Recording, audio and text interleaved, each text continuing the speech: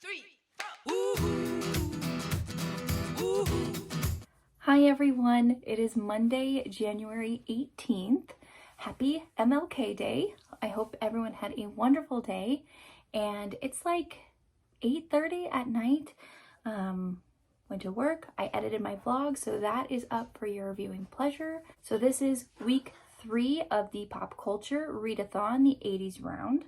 And while I was cooking dinner, I had Siri read to me Taken by the Huntsman by Mistral Dawn.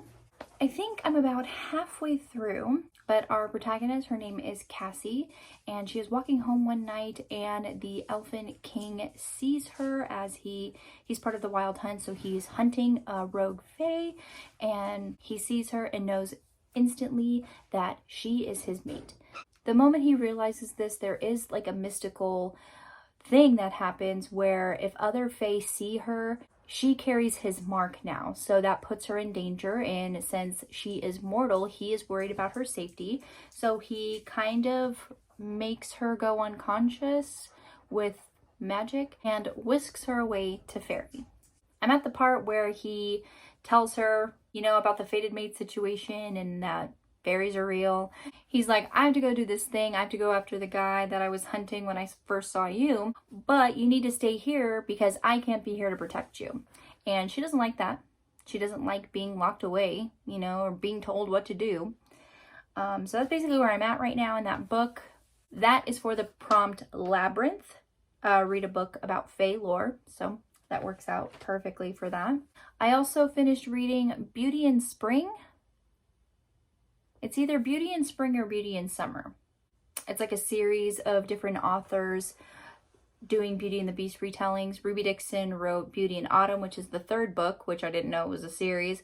So then I read the first book, and then I finished the second book today. Started reading the fourth book, which is Beauty in Winter by Alexa Riley. Didn't get too far into it, and by I didn't get too far, I mean I read like a page. And then I was like, no, I gotta get my vlog done, because I want to be more consistent with my uploads. I said that. But when I got home, I did get some book mail. So I ripped it open, but I just wanted to show you. I got Catalina Cove Christmas by Brenda Jackson. This is one of my favorite series from last year. I did mention it in my 2020 Bookish Academy Awards, the Catalina Cove series. Please read it. It is so, so good. So this is like a little Christmas novella that I'm definitely going to read immediately, even though I know it's not Christmas, but you can read a Christmas book anytime, right? And then the fourth book in that series comes out this year. Very excited for that. It is one of my most anticipated 2021 releases. So I just wanted to show you this and also tell you what all I've been reading and that I uploaded my vlog. I am going to lay down, read some more of Taken by the Huntsman. I just gotta lay down on a heating pad because I've been dealing with sciatic nerve pain and then also a migraine. So it's just not a good night for me. I did make dinner, and then while we were eating, my husband and I finished the last few episodes of Arrow. So that is done. Very bittersweet. I don't think we're going to catch up on Flash or Supergirl. I just think we've gone bored with those series. So we didn't even start Legends of Tomorrow. But I think there is going to be a Superman show, Superman and Lois, with Tyler Hoechlin, who plays Superman in Supergirl. So we really like him as an actor, so we do want to watch that when it does come out. I don't know when it's going to come out, but yeah, that's all I wanted to say. I just wanted to update y'all, and I hope you have a wonderful night, and I will talk to you later. Bye. Hi everyone, it is Tuesday, January 19th, and the Romance Booktubers just went live. We do those Tuesday reading sprints. During that live, I was reading my section for 3 Dark Crowns by Kendar Blake. I started this buddy read today. Yes, another buddy read. That's not on my TBR for the 80s pop culture readathon. I know. And then, so I read that section. And then I started A Geek Girl's Guide to Arsenic, which is book number 2 in the Geek Girl Mystery Series by Julianne Lindsay. Jen and I are going live for that tomorrow, so I do need to read this. This is also not a part of my 80s pop culture readathon TBR, but the first book was, but I already read that one. So I got about 3 chapters into this book, and then On my way home from work, I did finish Taken by the Huntsman by Mistral Dawn, and that book is a part of my pop culture readathon TBR. That is for the Labyrinth prompt to read a book about Fae lore. I finished that. I really did enjoy it, like 3.5 stars. So I got to work on my February TBR. I'm participating in 2 readathons, so it's going to take some finagling. But so while I'm doing that, I'm going to have Siri read to me A Geek Girl's Guide to Arsenic, because I did buy the Kindle version as well, so I can get through that. We did also order Chinese food for dinner, so hopefully it gets here quickly so I can eat, because I am starving. Oh, and I got another package in the mail, so I'm going to open that.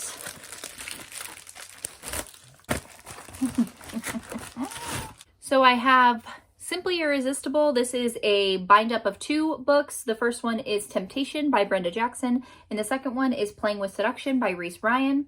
And Temptation, millionaire security expert and rancher Zeke Travers always separates emotion from work until a case leads him to Sheila Hopkins and the immediate scorching heat between them. Suddenly, Zeke is tempted to break the rules, and it's only a matter of time before he gives in. And then with Playing with Seduction by Reese Ryan, athlete Brianna Evans wants her career to go out with a bang. And what better send-off than a signature tournament at a luxury resort? Then she discovers her partner on the project is the irresistible man with whom she shared one perfect night in London.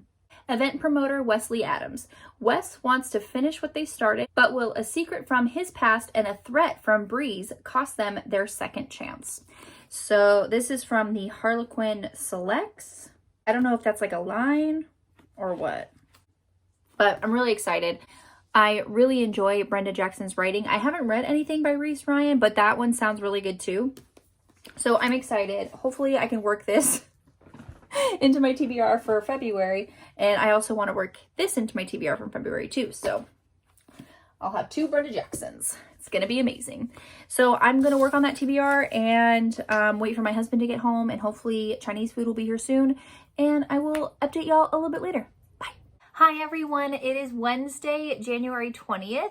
It's almost 2 o'clock. I was able to get off work early. We weren't doing mammograms today, so that's like half of our schedule. So it was pretty slow. So I said bye. I got home and I have a package.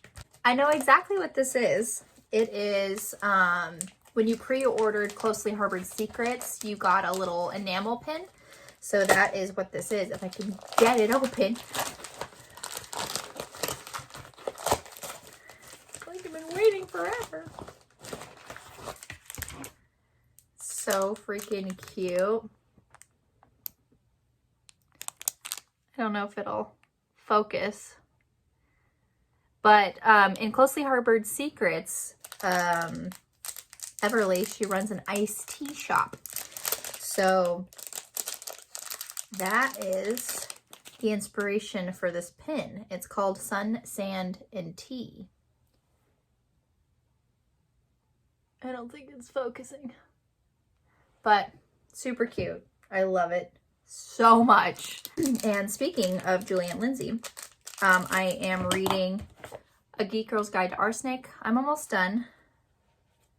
I'm about halfway through. So I got to finish this and then I'll be ready for tonight's live stream. So I just wanted to show you that, and I will update y'all a little bit later. Bye. It's so dark. Hopefully we get some really great rain. Hey everyone, it is Saturday, January 23rd, and I haven't vlogged in the last couple of days, and I'm so sorry. I kind of fell off the face of the earth. I was just overwhelmed with the amount of things that I had to read. I had a lot of live streams this week. I had to read a lot of books that weren't a part of my pop culture readathon TBR, but I did it. So I had to read A Geek Girl's Guide to Arsenic for Wednesday. I had to finish Percy Jackson for Thursday, and then last night I read A Sky Beyond the Storm by Sabaa Tahir. And I mean, I read it all. Like, I wanted to start it yesterday, so I didn't leave it all today because we are going live at noon and I'm going to the chiropractor. So it's like, I'm not going to have time. I need to get as much of this read today as I can, kind of thing. I ended up starting that book when I got to work. probably a little after, like 8 or 9 maybe. And then I ended up finishing that book at 11:30 last night. And I wasn't okay for a while. I had to take a break because, especially there towards the end, if you read the book, you know there are things happening that I wasn't okay with. There's this one person, no spoilers, but I wasn't okay. It went in the freezer and I cried a little bit, and I just want certain people to be happy. I just want people to be happy. You know, when you read the romance genre, you get spoiled by the HEA in every book. You know what I'm saying? And then you read something like a fantasy, and not everybody gets their HEA. And that's very sad to me. And I can't wait to talk about this book. We're going live today on Deja's channel at 12. So I'm going to the chiropractor now. I gotta find an audiobook to listen to. I think I started White Hot Kiss by Jennifer L. Armentrout. I have the audiobook for that from Hoopla.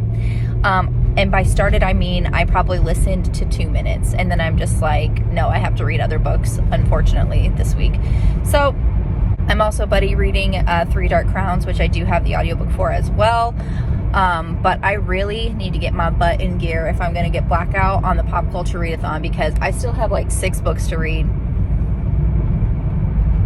And we're going into the last week of the month. So, and White Hot Kiss, it's pretty chunky. It's a pretty chunky book.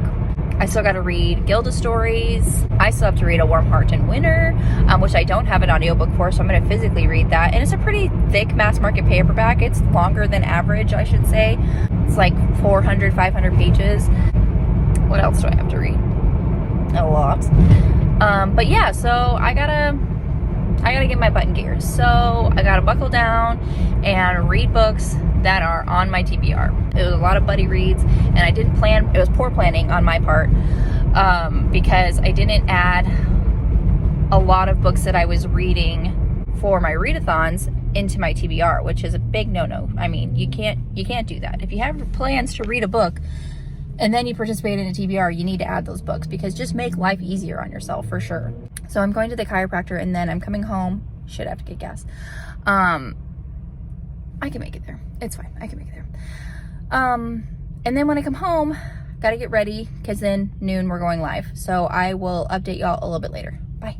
Hey everyone. It is like 11:30 at night on Sunday, January 24th. And today, Jen and I, we went to a bunch of Goodwills. We had no idea, but I think it's like January 18th through the 31st. They were having 25% off all books. No idea, but what a great surprise. So yeah, we went on a little shopping spree. I bought books. Jen did not. She has the uncanny ability to be able to put books back. I don't have that ability. But so expect a January haul for sure. But last night I did end up finishing White Hot Kiss by Jennifer L. Armentrout. This is like a YA young adult fantasy with gargoyle shifters and actually like demons. So our main character, she is half gargoyle, half demon, but she's unable to shift like gargoyles can. Gargoyles shift into like the stone creatures, but she's unable to do that. What she is able to do is sense a person's soul. So she's able to sense if they have like good intentions, remorse, guilt for the things that they've done. It kind of makes it easier on the wardens. They're the ones that kind of fight and get rid of the evil souls. So our main character, Layla, starts with an L. I know that. She's kind of like in between both worlds, you know. She was basically adopted by this like warden family, and even though she's half gargoyle, she can't shift, and she's part demon. They are kind of the enemies of the wardens and the gargoyle shifters. So there are people, you know, within the warded community that view her as a threat. They don't trust her. So she feels unwelcome and not entirely safe in that regard. And when she's at school, she meets a boy who is a demon. And how she's able to tell that is because he has no soul at all. So she's able to tell, or she's able to read people's souls, but he doesn't have one. So, well, he's on a mission of his own, and it has to do with her. So, telling the truth about, you know, her demon side of herself, of her family tree or whatever. And he's the one that actually like helps her and treats her with like dignity and respect, and he actually, you know, protects and saves her a lot of the time. He actually saves her from another warden, that's supposed to be her family. So I think I ended up giving it like 3.5 stars, but I did like From Blood and Ash more. I think it's just more like, because From Blood and Ash is geared more towards like adult, and this is very YA. I mean, she's still in high school. But it was enjoyable. I am interested in reading the rest of the series. And then today I started and finished The Immortalist by Chloe Benjamin, and I literally just finished it like 15 minutes ago, so it's still kind of fresh and still thinking about it. Don't really know what I'm gonna rate it. Probably 3 stars, I want to say.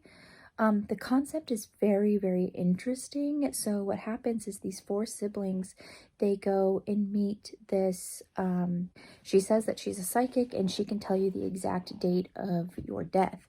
So the kids go and, you know, they're kids. They're just, you know, playing around. They don't really, you know, they don't really believe in that kind of stuff. So they go and they each speak with her alone, and she tells them the exact date of their death. In this book, it goes through like each of the siblings in their timeline. I guess you can say it's like a fantasy or like magical realism, because it doesn't really, not necessarily explain, but it doesn't say, yes, she's actually a psychic and this was the date of their death. There's nothing that they could have done to avoid that.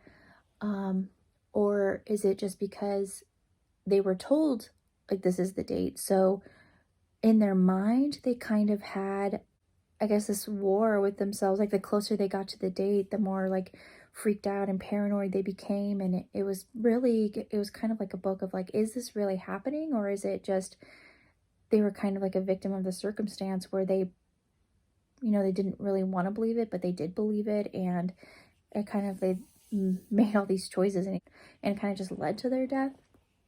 It's very interesting. It is very slow paced. It's the intrigue that keeps you going, because you kind of want to know, like, is it true? Like a fantasy world, is this magic system very real? But it doesn't really answer that for you. It's kind of like an open-ended kind of thing. Like if you believe in it, yeah. There's a lot of triggering things in this book: substance abuse, alcohol abuse. We have a character, he dies of AIDS, suicide, racial slurs. So definitely just be cautious when going into reading this book. It really makes you think. It makes your mind kind of really work. But so I think I'm gonna give it 3.5 stars. So White Hot Kiss was for the prompt Beetlejuice, Beetlejuice, Beetlejuice, read a book with a 3-word title. The Immortalist is for No More Wire Hangers, read a book about family dynamics. I have Warm Heart and Winter, The Shining, and the Gilda stories left. I think those are the 3 that I have left. If I don't get to the extra bonus prompts, I'm not going to worry too much about it, because there is a week left of this readathon, and I think I only have 3 more books to read. But I also have to read a book for my live stream on Wednesday. So I have and then I'm in the middle of like 3 other buddy reads. So I do have a lot to read in this coming week. But of course, my, TBR is going to take the priority. And I just bought a lot of Madison Faye books, and because I haven't read a Madison Faye book in a while. I've been feeling, she hasn't released a book in a while, at least I don't think. She usually releases a book like once a month or something, so I've been feeling an inkling to read one of her books. But I feel like I'm doing really good. Today I read a book, yesterday I read a book, and the day before I read a book, so pretty amazing. But this is the last update of the vlog this week, and how's everybody else's reading doing? Have you been enjoying what you've been reading? I hope everyone had a wonderful weekend, and I hope you have a great week coming up here, and I will see you in the next one. Bye!